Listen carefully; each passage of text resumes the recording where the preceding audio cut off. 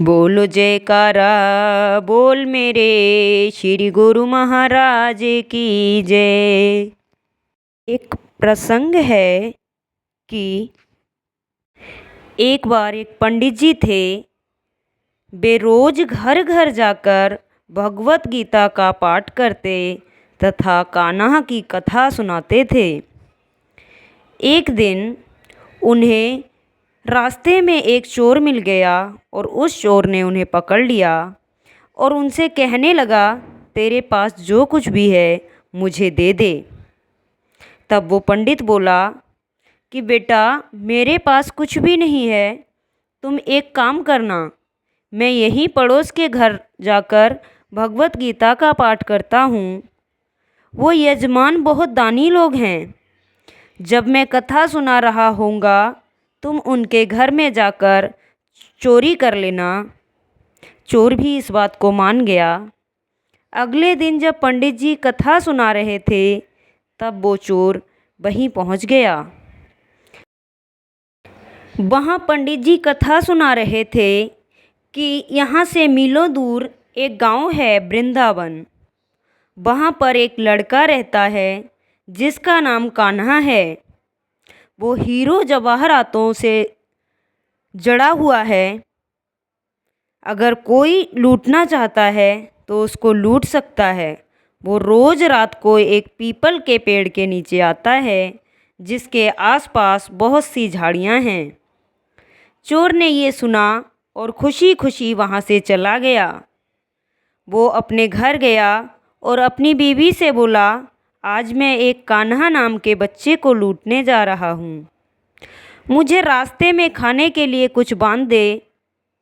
पत्नी ने कुछ सत्तू उसको दे दिया और कहा, बस यही है, जो भी है इसी को ले जाओ। चोर वहाँ से ये संकल्प लेकर चला कि अब तो मैं उस कान्हा को लूट के ही घर वापस आऊँगा। वो बेचारा पैदल पैदल टूटे चप्पल में ही वहाँ से चल पड़ा। रास्ते में बस कान्हा का नाम लेते हुए वो अगले दिन शाम को वहाँ पहुँचा जो जगह उसे पंडित जी ने बताई थी। अब वहाँ पहुँचकर उसने सोचा, अगर मैं यहीं सामने खड़ा हो गया तो बच्चा मुझे देख के भाग जाएगा, तो यहाँ मेरा आना व्यर्थ में जाएगा।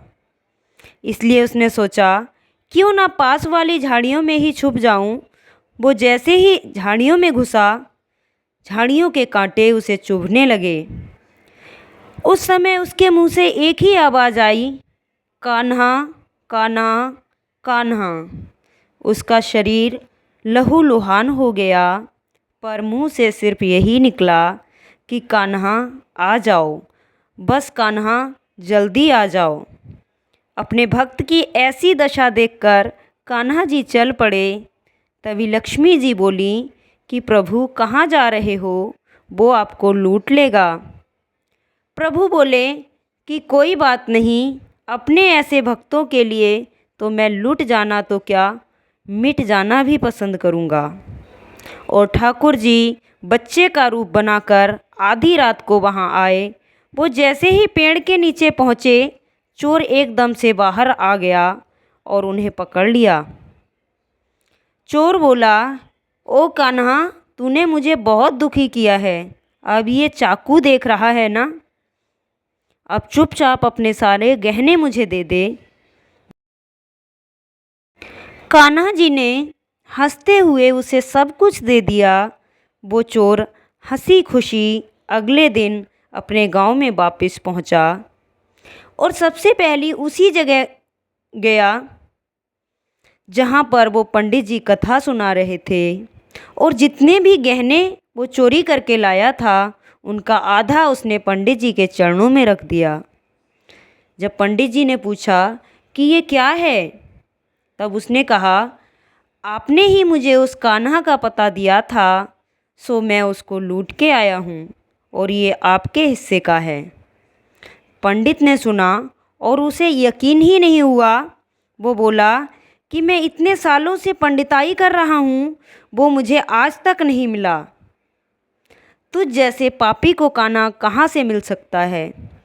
चोर के बार बार कहने पर पंडित बोला कि चल मैं भी देखता हूँ, मुझे भी दिखा कि कान्हा कैसे दिखते हैं।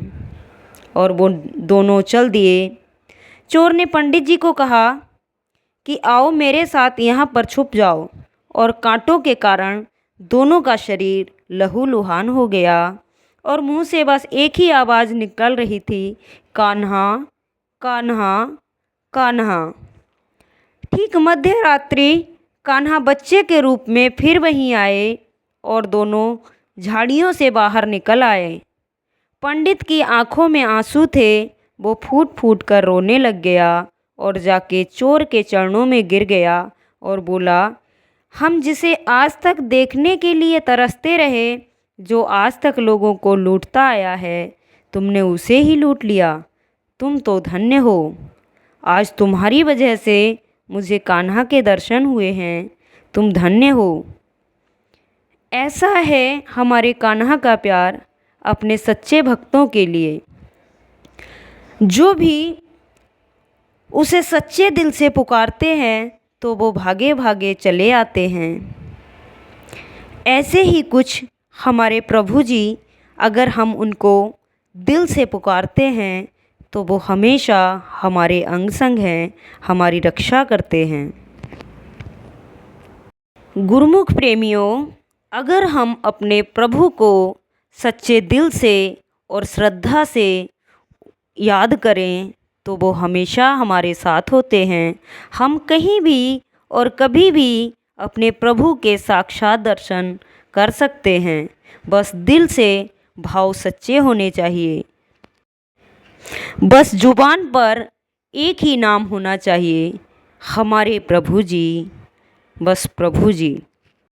बोलो जयकारा बोल मेरे श्री गुरु महाराज की जय।